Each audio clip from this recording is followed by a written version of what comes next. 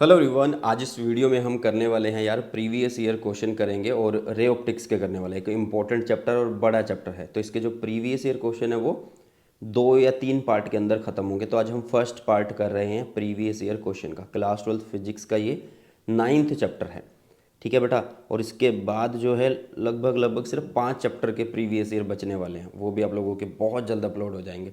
अगर अभी तक आपने पढ़ना स्टार्ट नहीं किया तो भाई पढ़ना शुरू कर दो। बोर्ड एग्ज़ाम आप लोगों के सिर पे आ चुके हैं बिल्कुल, ठीक है। कोई भी चैप्टर अगर चाहिए यूट्यूब पे सीधा उस चैप्टर का नाम लिखिए और पीछे मेरा नाम लिख दीजिए सुनील जांगड़ा, आपको वो चैप्टर मिल जाएगा। नोट्स चाहिए, नोट्स उस चैप्टर जिस भी चैप्टर के नोट्स चाहिए चैप्टर का नाम लिखिए और पीछे मेरा नाम लिख दीजिए। नहीं तो मैंने नीचे डिस्क्रिप्शन में हर एक चीज़ का लिंक दे रखा है, वहाँ से भी आप लोग चेक कर सकते हो। हर एक कंटेंट आप लोगों के लिए बहुत अच्छा बनाया गया है इस चैनल के ऊपर। चलिए शुरुआत करते हैं। और सबसे पहले टेलीग्राम चैनल जो है भाई साहब सुनील जांगड़ा सर के नाम से, इसको ज्वाइन जरूर कर लेना। यहाँ पे मेरा कंटेंट पड़ा होता है फ्री ऑफ कॉस्ट, आप एक्सेस कर सकते हो।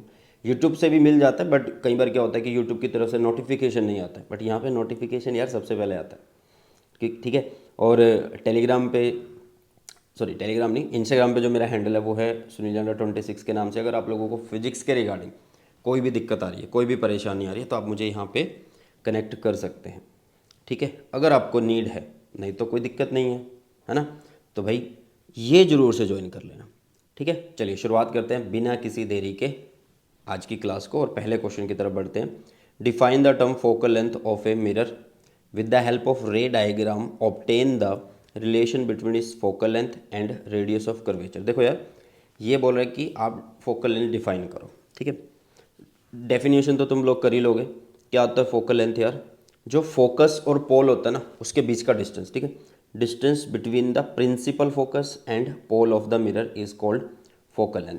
अब इन्होंने बोला है कि आप ना रे डायग्राम की हेल्प से इनके बीच का एक रिलेशन बताओ। तो रिलेशन तो यार मेरे ख्याल से तुम सबको पता होगा कि रिलेशन क्या होता है। F is equal to R by two होता है ना। F is equal to R by two होता है ये रिलेशन, और ये हमें फाइंड आउट करना है। अब यहाँ पे कोई भी मिरर स्पेसिफिकली जो है भाई साहब बताया नहीं है कि इस मिरर को आप लोग यूज़ करिए, ठीक है। तो हम अपने कोर्स के अकॉर्डिंग जो यहाँ पे मिरर बनाएंगे वो कॉनकेव मिरर बनाएंगे, क्योंकि सबसे ज़्यादा हमारे कोर्स में वही यूज़ किया गया है, या फिर मैं बोलूँ एनसीईआरटी में सबसे ज़्यादा वही हमें दिखाया गया है, उसी के बारे में डेरिवेशन दिखाई गई है। तो सबसे पहले हम मिरर बनाते हैं। कौन सा मिरर? कॉनकेव मिरर, ठीक है। ये हमने कॉनकेव मिरर बनाया, ये बना लिया हमने प्रिंसिपल एक्सिस। 1 मिनट रुकिएगा, ये बना लिया, अरे ये बना लिया हमने प्रिंसिपल एक्सिस, ठीक है। अब ध्यान से सुनना, इसको हम यहाँ से कोटेड कर देते हैं ताकि पता लगता रहेगा कि यार ये कौन सा मिरर है, कौन सा मिरर है बेटा, ठीक है। ये हो गया यहाँ पे पोल, और यहाँ पे जो कर्वेचर होता है वो बड़ा मतलब आप लोग बोल सकते हो बहुत कम होता है, स्मॉल होता है। आप ये बोलो छोटा होता है, मतलब लगभग सीधे की तरह ही दिखाई देता है, ठीक है। मान लेते हैं कि ये एक सेंटर ऑफ कर्वेचर है इस मिरर का। तो इस सेंटर ऑफ कर्वेचर से आप लोग यहाँ से एक डॉटेड लाइन लेके आइए और इस मिरर के ऊपर से ऐसे क्रॉस कर दीजिए, ठीक है। ये बन जाएगा यहाँ पे क्या? एक नॉर्मल, ठीक है। जिस सरफेस के हम जा रहे हैं, जिस सरफेस पे हम जा रहे हैं, जिस पे ये लाइन जा रही है उसके नॉर्मल होना चाहिए, ठीक है। चलो जी, अब इसके बाद क्या है?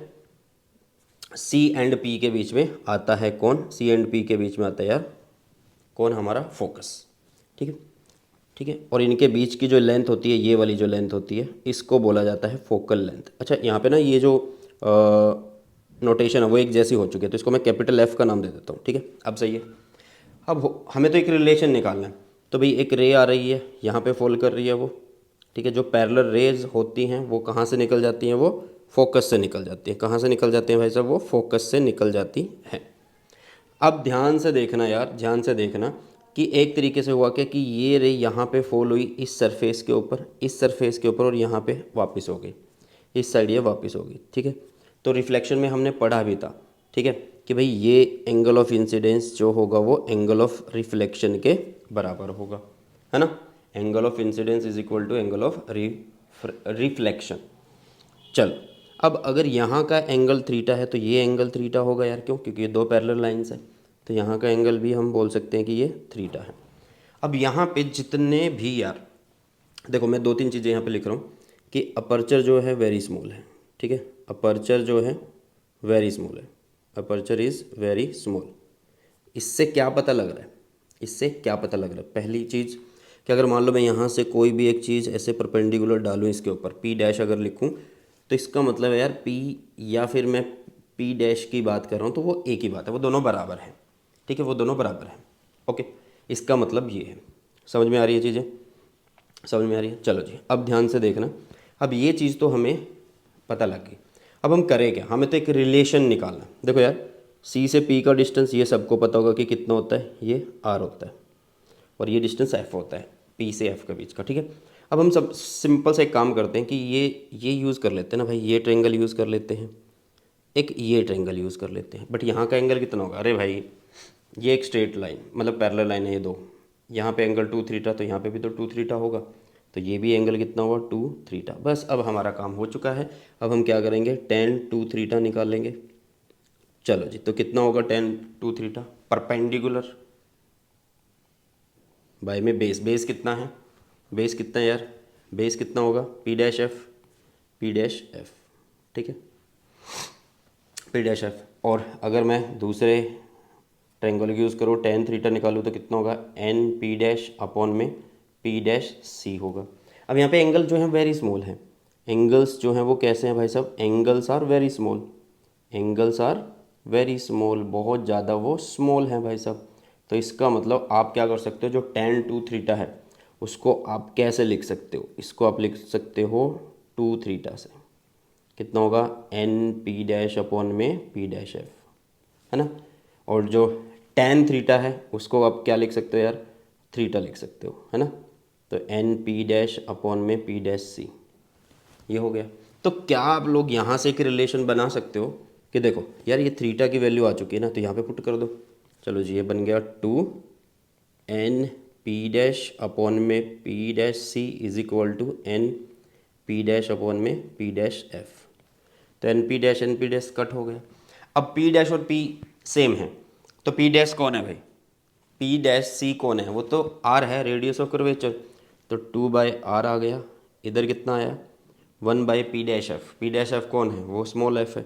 तो यहाँ से देखो यार रिलेशन आ गई, F is equal to R by में 2। तो प्रूव्ड हो गया, आंसर आ चुका है। क्लियर है बेटा? इस तरीके से आप लोगों को ये करना था। नेक्स्ट चलते, क्वेश्चन 2020 में आया था।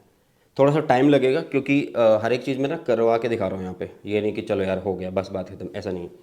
अब ये नेक्स्ट आता है, और जो टाइप्स करवा रहा हूँ ना वो बहुत ज़्यादा इंपॉर्टेंट है। When an object is placed F and 2f, between F and 2f, focus और 2f, मतलब ये एक फोकस आया फिर यहाँ पे 2f आया, तो इनके बीच में ऑब्जेक्ट रख दिया, किसके आगे? कॉनकेव मिरर के लिए।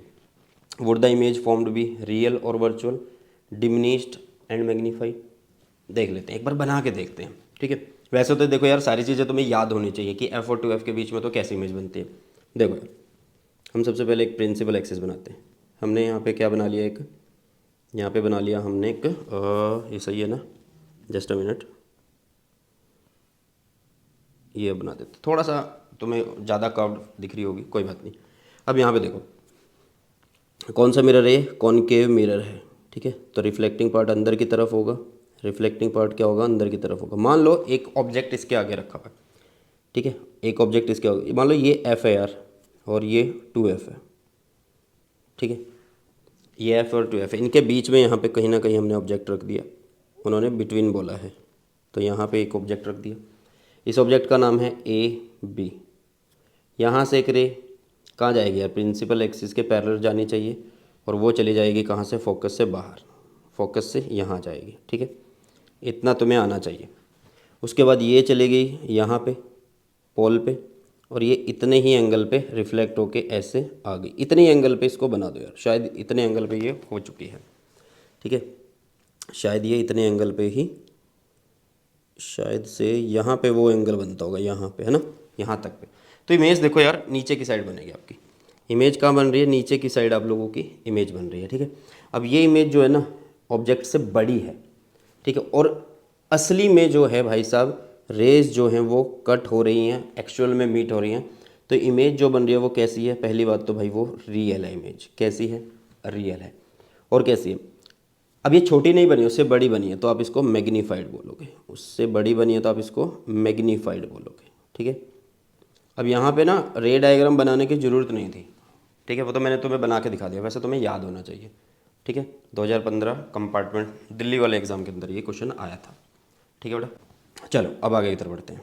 नेक्स्ट क्वेश्चन है, when an object is kept 20 centimetre in front of a concave mirror of radius of curvature 60 centimetre, find the nature and position of the image form. अब भाई इसी को ही कॉपी कर लें एक बार, इसी को ही कॉपी कर लें, क्योंकि ये बार बार बनाएंगे तो फिर सही नहीं रहेगा। देखो देखो यहाँ पे इन्होंने क्या बोला, इसको हटा दो, इनको हटा दो सबको, बाकी सब चीज़ों को हटा देते हैं। हम सिर्फ ये बात करते हैं कि एक ऑब्जेक्ट इन्होंने रखा, ठीक है, कितनी दूरी पे है ऑब्जेक्ट भाई साहब 20 सेंटीमीटर पे, तो हम साइन कन्वेंशन यूज़ कर रहे हैं तो सीधा -20 सेंटीमीटर लिखेंगे। क्यों? क्योंकि यार इंसिडेंट रेस से ऐसे जाएंगी ना, हमें यहाँ से मेज़र करना है, पोल तो ये है ना इसका, ऑल द डिस्टेंस जो मेज़र होते हैं वो पोल से मेज़र होते हैं, ठीक है। चलिए तो u की वैल्यू आ गई। अब इसका रेडियस ऑफ कर्वेचर कितना है, वो आएगा 60 सेंटीमीटर, ठीक है। हमें पूछा क्या है भाई, हमें पूछा है कि पोजीशन ऑफ द इमेज कैसी है और कैसी इमेज बन रही है, वर्चुअल है, रियल है, मैग्नीफाइड है, डिमिनिश्ड है, कैसी है, वो सब यहाँ पे हम बता देंगे। तो इसका मतलब हमें v निकालना है, ठीक है। देखो हमें u दिया हुआ है, r दिया हुआ है, तो r से हम एक काम और कर सकते हैं, हम फोकल लेंथ निकाल सकते हैं, जो कि 60/2 हो जाएगी, मतलब 30 सेंटीमीटर। अगर हम साइन कन्वेंशन को यूज़ करें तो f = -30 सेंटीमीटर हम लिख सकते हैं, ठीक है। सारी चीज़ें हमारे पास आ चुकी हैं। अब हम यहाँ पे यूज़ करेंगे मिरर फार्मूला। क्या यूज़ करेंगे बेटा जी, मिरर फार्मूला को अब यहाँ पे हम यूज़ कर लेंगे, ठीक है। किसको यूज़ करेंगे बेटा, मिरर फार्मूला को हम यहाँ पे यूज़ करेंगे। Mirror formula is 1/f = 1/u + 1/v। 1/f कितना है, -30 सेंटीमीटर = 1/u है, u कितना है -20 + 1/v। तो आपको निकालना है v की वैल्यू, तो ये कितनी बनेगी यार, -20 तो यहीं पे रहेगा, नहीं उधर चला जाएगा, तो यहाँ पे हुआ 1/20 - 1/30, ये हो गया ना, ऐसे लिख देंगे। चलो जी, तो एलसीएम ले लो यार, 60 लिख दूँ, तो यहाँ पे आ गया 3 और यहाँ पे आ गया 2, तो 1/ कितना आ गया, v आ गया, ठीक है। ध्यान से देख लेना, 20 और 30 है तो एलसीएम आ जाएगा आपका 60, और ये बन जाएगा यहाँ पे 3 और ये बन जाएगा 2, हाँ ठीक है। तो यहाँ पे बनेगा 1/v = 1/60, मतलब v की वैल्यू आ रही है प्लस की 60 सेंटीमीटर। तो प्लस की 60 सेंटीमीटर है भाई साहब, तो इसका मतलब क्या है कि यहाँ पे कहीं ना कहीं बनेगी यार, यहाँ पे कहीं ना कहीं इमेज बनेगी, इस साइड में इमेज बनेगी, इस साइड में इमेज बनेगी। तो आप सीधा सा बोलो कि यहाँ पे इमेज कैसी बनेगी यार, वर्चुअल बनने वाली है। कैसी बनने वाली है, वर्चुअल, क्योंकि दूसरी साइड में तभी बनेगी ना जब वो वर्चुअल होगी, ठीक है। कैसी होगी, वे वर्चुअल होने वाली है। क्लियर है बेटा, कैसे होने वाली है, वर्चुअल होने वाली है। अब आप इसको ऐसे भी निकाल सकते हो, मैग्नीफाइड ऐसे भी कर सकते हैं। m = क्या होता है, -v/ में u होता है। v की वैल्यू कितनी है, 60 सेंटीमीटर, u की वैल्यू कितनी है, -20 सेंटीमीटर, तो ये इससे कट, ये यहाँ पे आ गया 3, तो वो मैग्नीफाइड भी बन रही है। कितनी बन रही है यार, मैग्नीफाइड भी बन रही है, ठीक है। वर्चुअल भी बन रही है, मैग्नीफाइड भी बन रही है, आप इस तरीके से बोल सकते हो। क्लियर है, तो ये चीज़ें आप लोगों को बतानी होती है। चलो यार, तो नेक्स्ट क्वेश्चन की तरफ बढ़ते हैं। नेक्स्ट क्वेश्चन हमें दिया गया है, draw a ray diagram to show image formation when the concave mirror produces a real inverted and magnified image of the object, ठीक है। पहले का जो डायग्राम है वो बना देते हैं पहले, फिर हम नेक्स्ट पार्ट देखेंगे, उसमें डेरिवेशन तुमसे पूछी गई है। तो ए पार्ट को करते हैं यार, सबसे पहले निपटाते हैं ए पार्ट को, ठीक है। तो ए पार्ट में क्या कहा गया है सबसे पहले वो सुनो। सबसे पहले हम एक प्रिंसिपल एक्सिस लेंगे, इस तरीके से हमने प्रिंसिपल एक्सिस बनाया, और अगर ये लाइन सीधी ना हो तो भाई सीधी कर लेना, ठीक है। अगर तुम्हें जैसे भी लगे सीधी, वहाँ पे सीधी कर लेना इसको।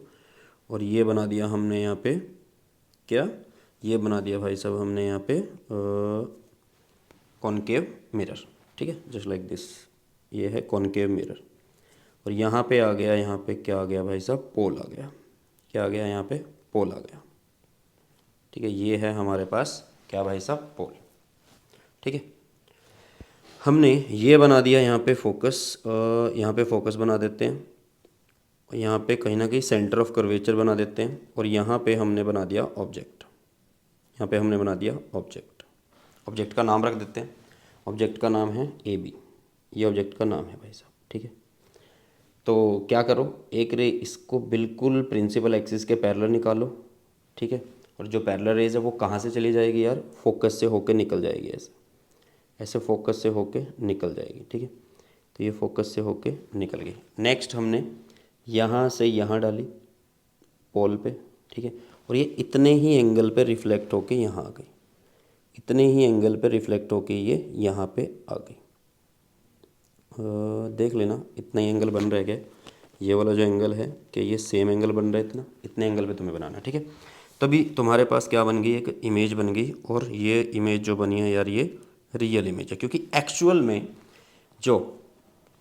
जो रेज हैं भाई साहब वो कट कर रही हैं एक दूसरे को। एक्चुअल में जो रेज हैं वो एक दूसरे को कट कर रही हैं। और ये बन गई ए डैश बोलो इसको, और ये बी डैश आप लोग बोल दो, ठीक है। तो ये है भाई साहब आप लोगों के पास रे डायग्राम, किसके लिए, कॉनकेव मिरर के लिए, जिसमें रियल इमेज बनी है, इन्वर्टेड बनी है, नीचे की तरफ उल्टी बनी है, और मैग्नीफाइड भी है। देखो ऑब्जेक्ट ये रहा, और ये कितना नीचे की तरफ उससे बड़ी इमेज बन रही है, मैग्नीफाइड बन रही है। तो पार्ट ए हमारा ख़त्म हो गया। बी में देखो क्या बोल रहा है ये, ठीक है।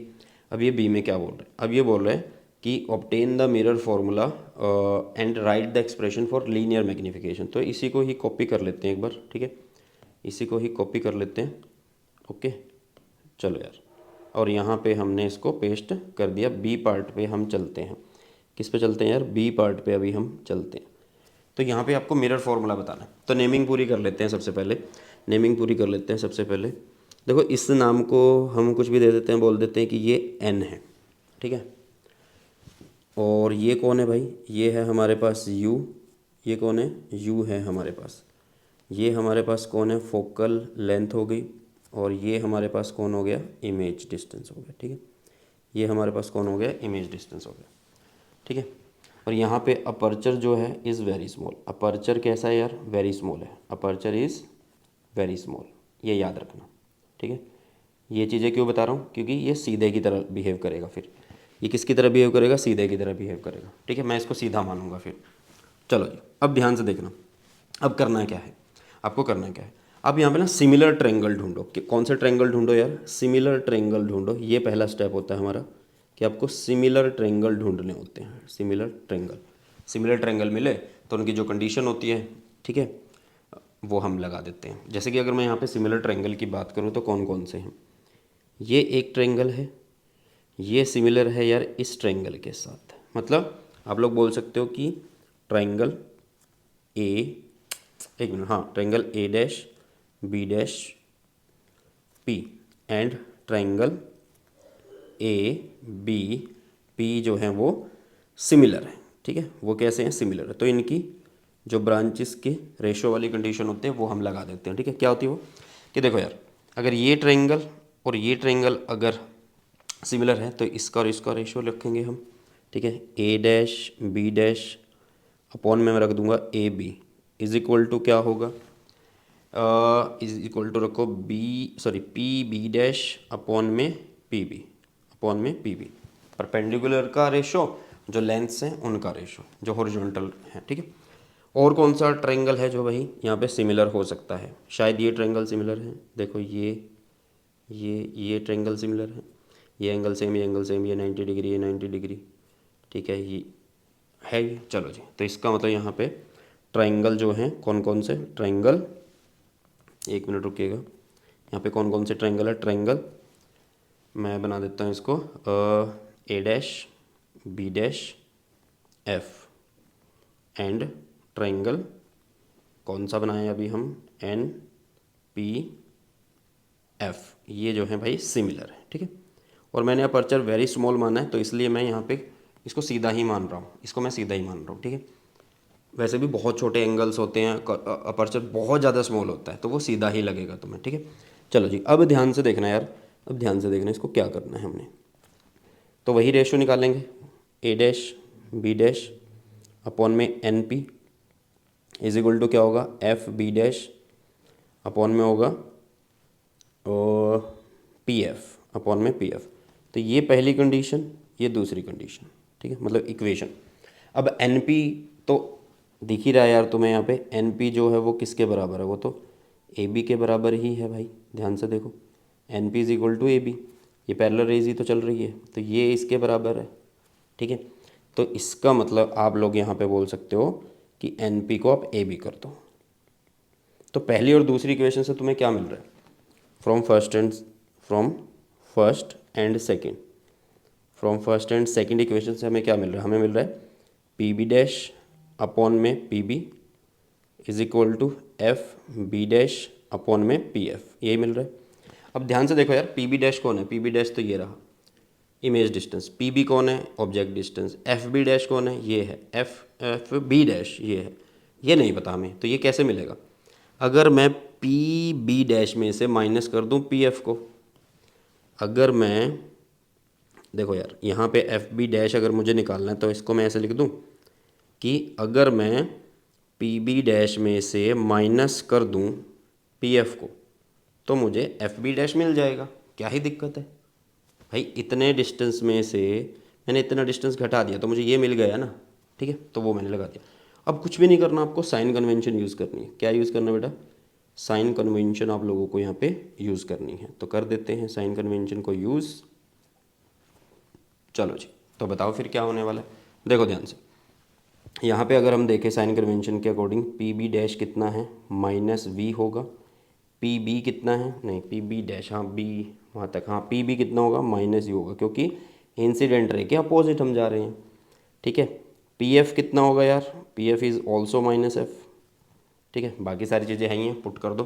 तो P B dash is minus V upon में P B is minus U is equal to P B dash is minus V minus P F is minus का एफ, तो ये प्लस का हो गया, नीचे P F is minus F, ये इससे कट, तो ये बन गया आप लोगों के पास minus V F is equal to minus V U plus U F.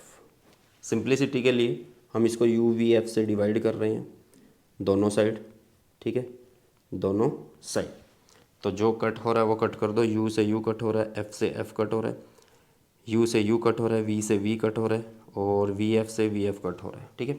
तो यहाँ पे बच रहा है आप लोगों के पास माइनस वन बाई का यू, ठीक है, यहाँ पे माइनस वन बाई एफ, इधर है प्लस वन बाई वी, तो वन बाई एफ को इधर ले आओ प्लस का हो जाएगा, और यू को उधर ले जाओ तो ये प्लस का हो जाएगा, और आपके पास आ गया मिरर फॉर्मूला, आपके पास आ गया यार मिरर फॉर्मूला, ठीक है।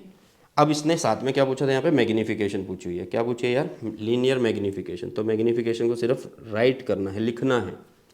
तो मैग्नीफिकेशन क्या होती है, हाइट ऑफ इमेज होती है to the height of object होती है।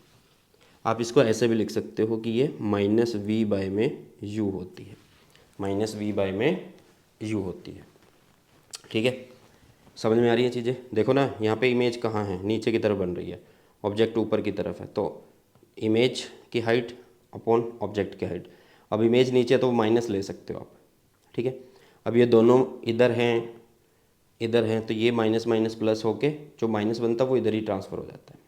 आप सिर्फ ये याद रखो कि height of image to the height of object is equal to minus v by में यू, ये भी लिख सकते हैं।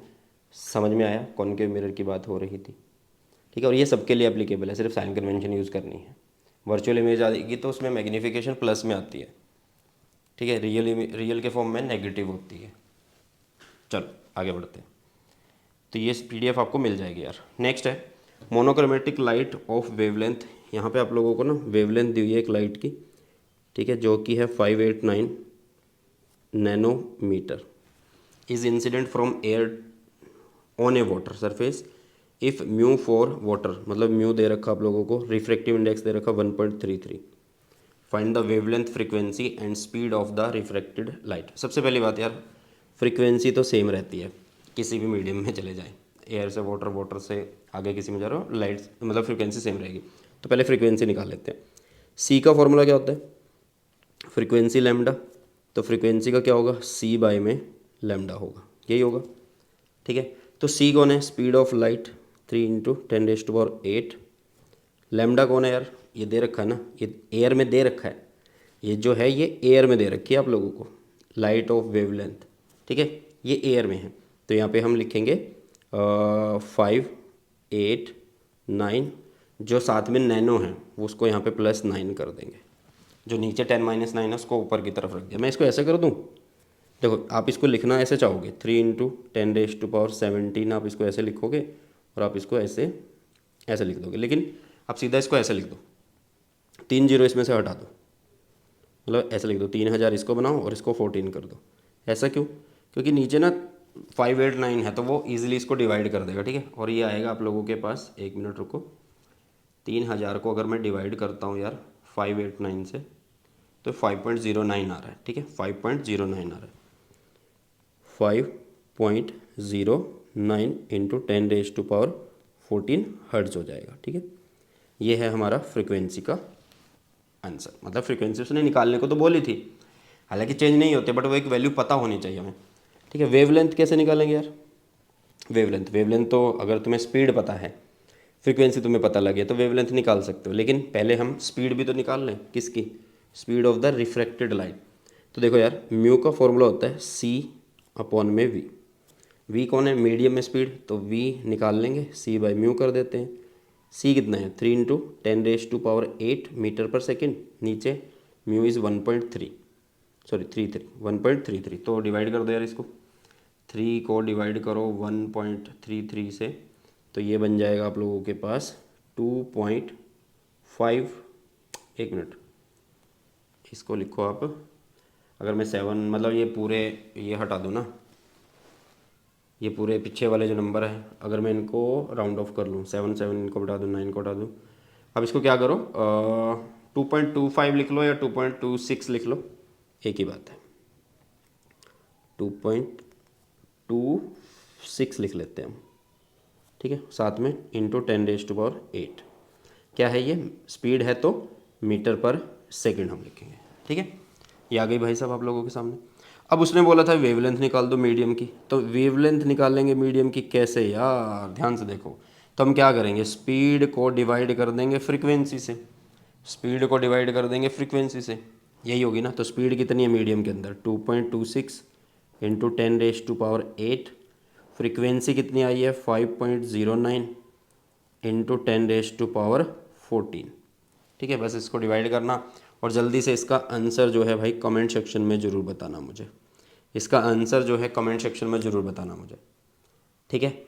बड़ा आसान है, कमेंट कर देना इसको जल्दी से, कमेंट सेक्शन में बता के सभी जाना कि हाँ सर हमने ये सॉल्व किया। मैं लास्ट में एक आधे क्वेश्चन में ऐसा कर दूंगा, क्यों कर दूंगा? क्योंकि यार पता हो कि तुम क्लास के अंदर हो, वीडियो यहाँ तक देखी है तुमने, ठीक है। चलो, तो ये बताना जरूर कि वेवलेंथ जो मीडियम के अंदर है वो कितनी आ रही है।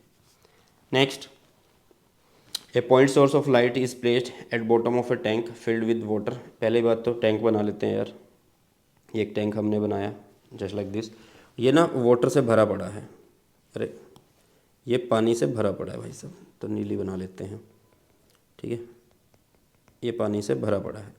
अब यहाँ पे क्या है कि बॉटम में क्या है, एक हाइट मतलब एक डेप्थ डी पे क्या है यहाँ पे एक पॉइंट सोर्स है, एक सोर्स है यहाँ पे, ऐसे यहाँ पे एक सोर्स है, लाइट का एक सोर्स है, ठीक है, लाइट का सोर्स है ना, ठीक है।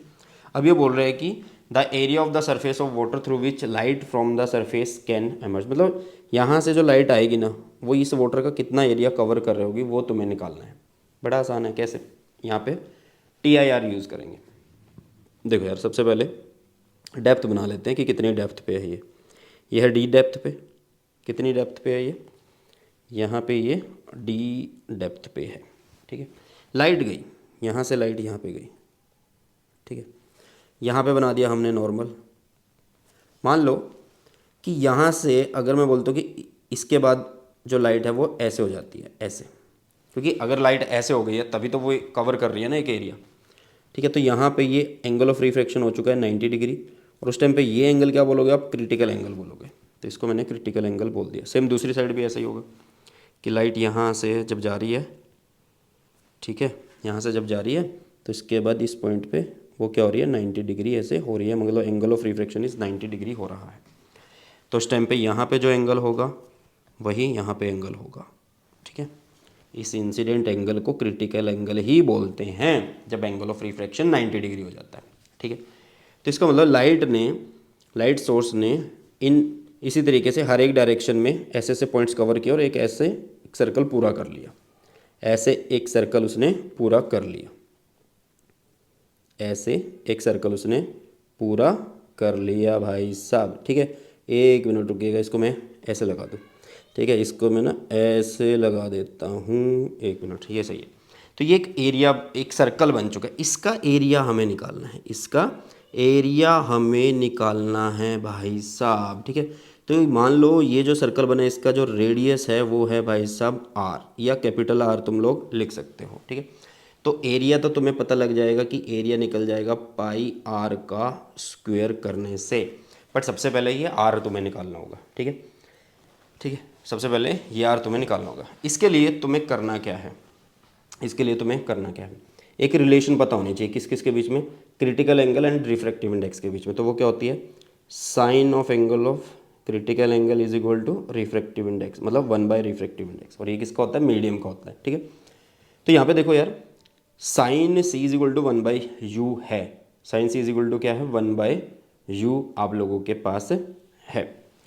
और ध्यान से देखना कि अगर मैं यहाँ पे देखूँ इस ट्रायंगल के अंदर ये साइन सी आ रहा है, तो यहाँ से अगर मैं साइन सी निकालना चाहता हूँ तो साइन सी क्या बनेगा, साइन सी यहाँ से कितना बनने वाला है, तो आप बोलोगे परपेंडिकुलर बाय में हाइपोटेनस, परपेंडिकुलर बाय में हाइपोटेनस, और हाइपोटेनस कितनी होगी, आर स्क्वायर प्लस डी का स्क्वायर, और उसका कर दूंगा मैं अंडर रूट, यही होगी। तो यार वहाँ पे रख देते हैं, तो ये बना आप लोगों के पास आर अपॉन में अंडर रूट में है R square plus D square is equal to 1/μ, यही है। अब ध्यान से देखना यार, मुझे चाहिए क्या, आर यहाँ से, अब आर ऊपर भी है नीचे भी, तो इसको थोड़ा सा और सॉल्व करते हैं और एसबीएस कर लेते हैं, स्क्वेयरिंग बोथ साइड कर लेते हैं, ठीक है, दोनों साइड स्क्वेयर करा तो ये बन जाएगा आर का स्क्वायर यहाँ पे हो जाएगा R square plus D square, और यहाँ पे हो जाएगा 1/μ का स्क्वायर, मतलब ये बन जाएगा आप लोगों के पास R square mu square plus नहीं, इज इक्वल टू हम यहाँ पे करने वाले हैं, is equal to R square plus D square हम करने वाले हैं, ठीक है। ये हमारे पास आ चुका है भाई साहब, और यहाँ से हम निकाल लेंगे किसका फॉर्मूला, आर का फॉर्मूला हम यहाँ से निकाल लेंगे, ठीक है। तो ये बनेगा आर स्क्वायर म्यू -1 हो गया, और यहाँ पे आ गया डी का स्क्वायर, मतलब अगर मैं आर स्क्वायर निकालूँ तो ये बनेगा डी स्क्वायर अपॉन में म्यू स्क्वायर -1 बनने वाला है। अब एरिया कौन है भाई, एरिया सिर्फ पाई मल्टीप्लाई होगा, तो देखो अगर मैं यहाँ पे पाई मल्टीप्लाई कर दूँ तो मेरा एरिया आ जाएगा, तो पाई डी स्क्वायर म्यू स्क्वायर -1, यही तो हुआ भाई साहब, सिंपल कैलकुलेशन मैंने करी है। तो एरिया आ चुका है कितना, एरिया जो आ चुका है वो आ चुका है पाई डी स्क्वायर अपॉन में म्यू स्क्वायर -1, ठीक है भाई। मैंने कुछ नहीं किया, ये रिलेशन लिखा, उसके बाद साइन क्या होता है, परपेंडिकुलर बाय में हाइपोटेनस, हाइपोटेनस ये लिखी, ये तो इससे और इससे निकल जाएगी पाइथागोरस थ्योरम करने से। उसके बाद एसबीएस किया, क्रॉस मल्टीप्लाई करी, ठीक है, और कुछ भी नहीं किया मैंने, और कुछ भी नहीं किया, ठीक है।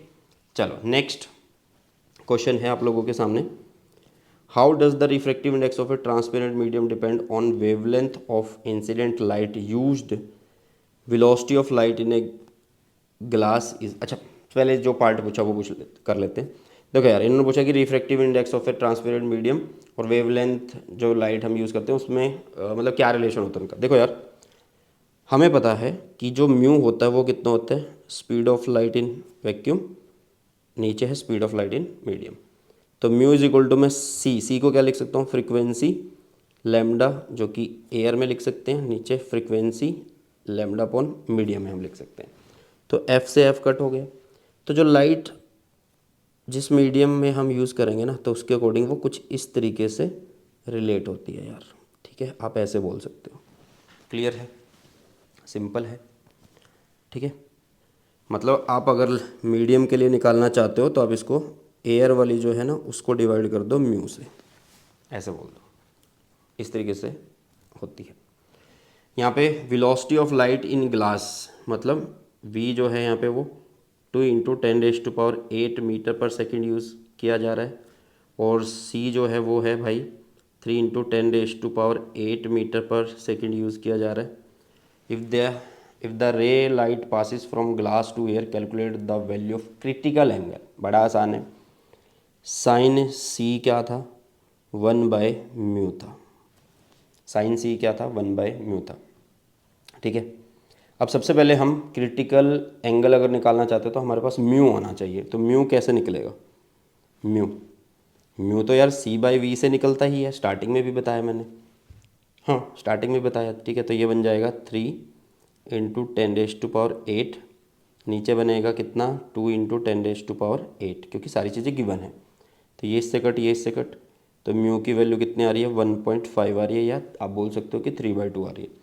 तो साइन सी कितना आया, 1/1.5। ठीक है, या आप इसको वही बात है कि कैसे लिख दो, 3/2 लिखना चाहते हो तो 3 यहाँ पे 2 ऊपर चला गया।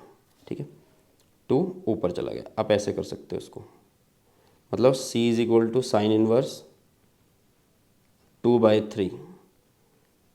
ठीक है, या आप इसको ऐसे भी लिख सकते हो, साइन इनवर्स 1/1.5। आप ऐसे भी लिख सकते हो, क्या ही दिक्कत है। ठीक है, तो भाई साहब ये है आप लोगों का आंसर। अगर अब तुम लोगों को लॉग टेबल दी होगी तो तुम इससे आगे भी कैलकुलेट कर सकते हो। ठीक है बेटा, नेक्स्ट है, हाँ अभी है 1-2 क्वेश्चन और हैं, बस ये 2 क्वेश्चन है यार, एक ये एक और।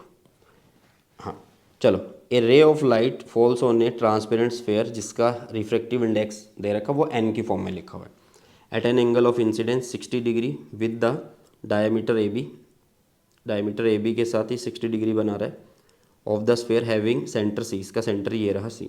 The ray emerges from the sphere parallel to the line A B. ये लाइन है भाई, ये लाइन है, नॉट टाइन, it's line. Find the angle of emergence. मतलब इसका पहले ना हमें डायग्राम बनाना होगा कि यहाँ पे रे कैसे बाहर आ रही है। देखो बाहर क्या है यार, एयर है, ये कौन है, ये ग्लास है, ये क्या है, एक ग्लास है।